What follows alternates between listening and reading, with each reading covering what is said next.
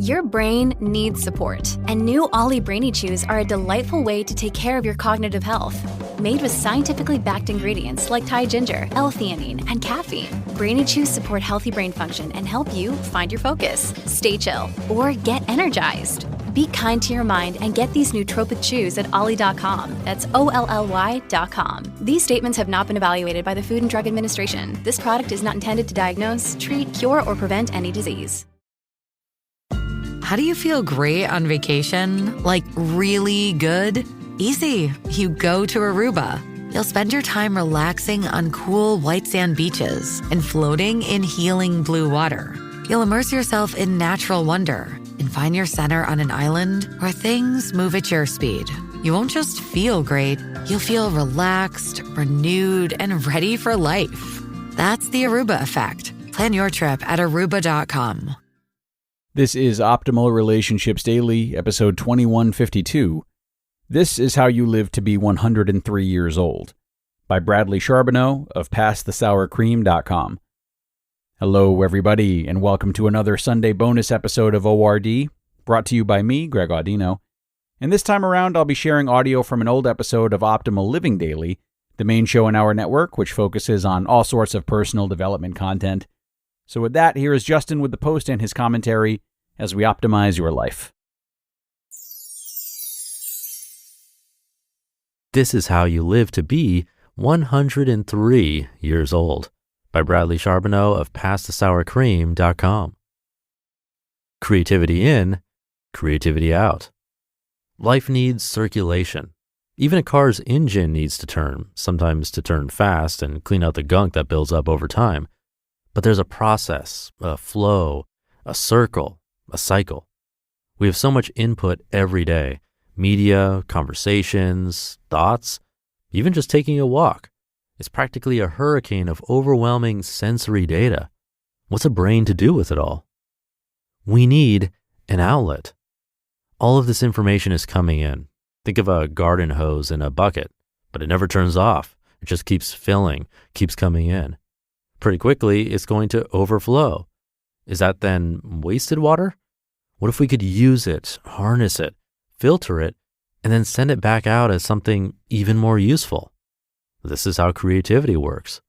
We need input to have output. We talk about the blank page and we're going to fill it with words, paint, or a business plan, but we have to have something to work with, something that fills our brains that will fill that page, or canvas, or sound waves, etc. Is the input just anything that we take in? Is a walk in the park the same for person A as it is for person B?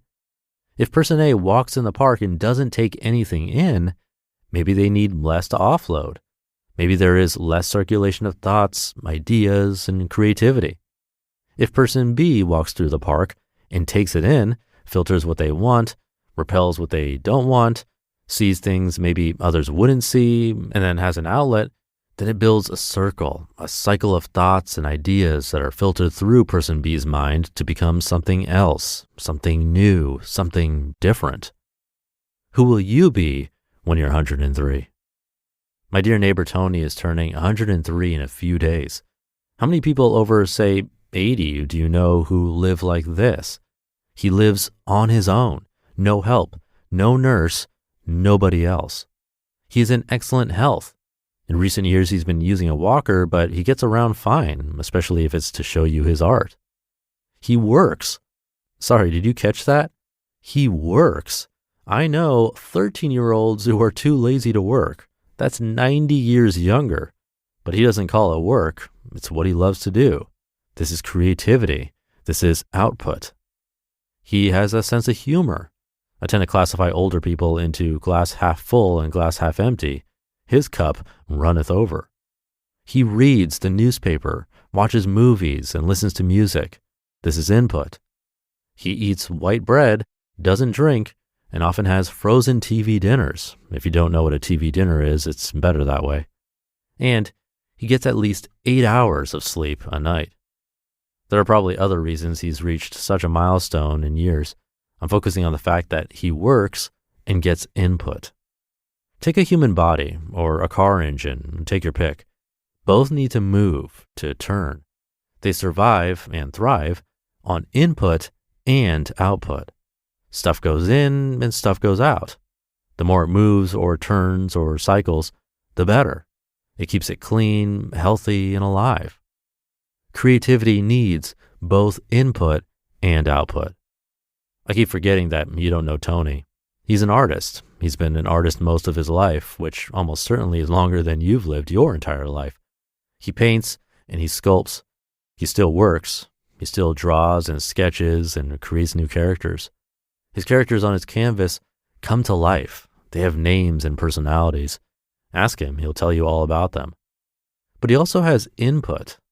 Well, most of us have input. We are bombarded by television, screens, audio, video, human interaction, and even nature. But most of us don't have enough output. In my not even close to a medical opinion, we need an outlet for all of that inlet, or things get clogged up, just like your car or your body. I'm not too worried about people's inputs, with the exception of how or what we let in. It's the output that I think we're lacking. It's the output that releases the pressure on the valve, which then again makes room for more to come in. Then the process can keep going. But there's a kicker. Here's the secret. With each cycle, it gets better. We get smarter. We become more accomplished and experienced and knowledgeable. This is experience. This is training. This is who we become. I know you get enough input. How are you doing on the output? You just listened to the post titled, "This is How You Live to Be 103 Years Old" by Bradley Charbonneau of PassTheSourCream.com. This episode is brought to you by Shopify. Whether you're selling a little or a lot, Shopify helps you do your thing, however you cha-ching. From the launch your online shop stage, all the way to the we just hit 1 million orders stage. No matter what stage you're in, Shopify's there to help you grow. Sign up for a $1 per month trial period at shopify.com/special offer, all lowercase. That's shopify.com/special offer. On May 10th, Kingdom of the Planet of the Apes is coming to IMAX and theaters everywhere. What a wonderful day! This summer, one movie event will reign. It is our time. They stole my village. I know where they're taking your clan. Bend for your king. Never. Kingdom of the Planet of the Apes. Only in theaters May 10. Tickets on sale now. Rated PG-13. Some material may be inappropriate for children under 13. This episode is brought to you by La Quinta by Wyndham. Your work can take you all over the place, like Texas. You've never been, but it's going to be great because you're staying at La Quinta by Wyndham. Their free Bright Side breakfast will give you energy for the day ahead. And after, you can unwind using their free high-speed Wi-Fi. Tonight, La Quinta. Tomorrow, you shine. Book your stay today at LQ.com. Thank you to Bradley for this one. This is what I aspire to be like his neighbor Tony. Something we often talk about over on one of our other podcasts where we read blogs to you, Optimal Finance Daily. We talk about FI, or FI, which stands for Financial Independence. Sometimes the whole movement is called FIRE, Financial Independence Retire Early. You'll find some amazing people who are part of that community, or movement if you want to call it that, looking to cut costs, but also make more money, and to grow that gap between income and expenses, then take that gap and invest it in the right places to earn 7 to 10% using index funds. And I love that stuff. It's great. But there's a piece that's often missing. Yes, you can do it and save enough to retire early, but is that the actual goal? Because if so, then what? What is retirement? Is it vacationing? Then for how long? When does that become too much where you just want to go back to your home base? And then what do you do? Retiring early sounds great on paper, but most older people I know didn't actually want to retire necessarily because they were afraid of losing meaning in life. For Tony, Bradley's neighbor, he's still creating. Maybe art isn't your thing. That's totally fine. Creation could be creating a get-together with friends or family, creating dinner, creating a nice home for a pet, you name it. That's all creation. But the important thing is having some kind of plan for that, because retirement alone doesn't bring happiness. Creation does. So keep creating and outputting, as well as inputting, which is the job of this podcast, really. Have a great day and night, and I'll be back tomorrow as usual, where your optimal life awaits.